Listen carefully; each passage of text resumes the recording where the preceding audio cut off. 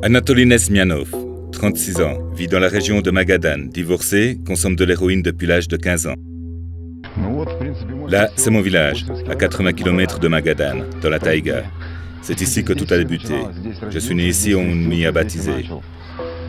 C'est ici que j'ai commencé à me droguer, et je continue. Voici l'école. C'est là que je me suis drogué pour la première fois. Anatoly a commencé à se droguer à l'école, en terminale. Il prenait de l'héroïne presque tous les jours, avant ses cours. Ses parents ne savaient pas que leur fils était toxicomane. Maman a vendu ses manteaux de vison pour m'acheter des skis. J'aimais le sport, mais quand j'ai commencé, tout s'est écroulé.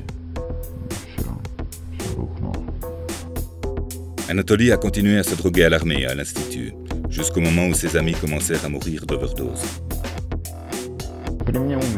Un gars est mort d'overdose sous mes yeux. Il avait 21 ans. Nous étions 3 à nous piquer. Quand nous sommes arrivés, il était encore en vie. Les secours l'ont emmené. Et après 2 jours dans le coma, il est décédé. C'est à cette époque qu'Anatoly a suivi sa première cure de désintoxication volontaire. Il a réussi à arrêter l'héroïne, trouver un travail dans les mines et s'est marié. Puis ce fut la déprime. Les démons intérieurs. J'ai arrêté durant 4 ans avant de recommencer. Et là, c'était encore pire.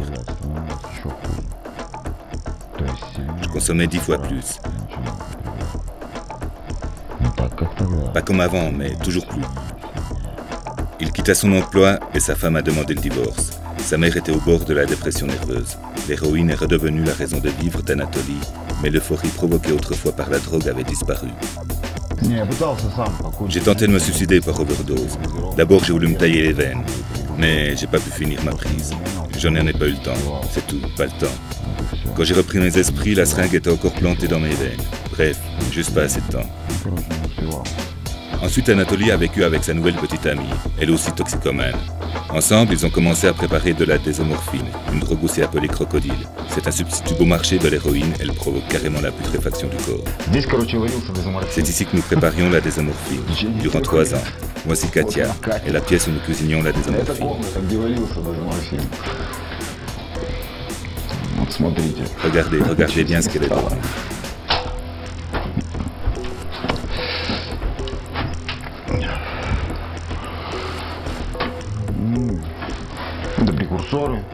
Voici le matériel, l'acide, les bouteilles, le fourneau, le bicarbonate de soude, l'essence, les seringues, le tropicamide, etc.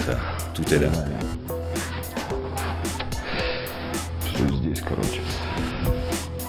Depuis le 1er juin, la Russie a interdit la vente libre des médicaments contenant de la codéine, à partir desquels on prépare la désomorphine. Pour Anatoly, l'héroïne est trop chère. Maintenant, il est obligé de lutter contre sa dépendance. Ce sont ses amis qui lui ont conseillé de s'adresser à la clinique du docteur Nazaraliev. J'ai des amis ici à Magadan qui ont fait confiance au docteur et qui maintenant ne consomment plus.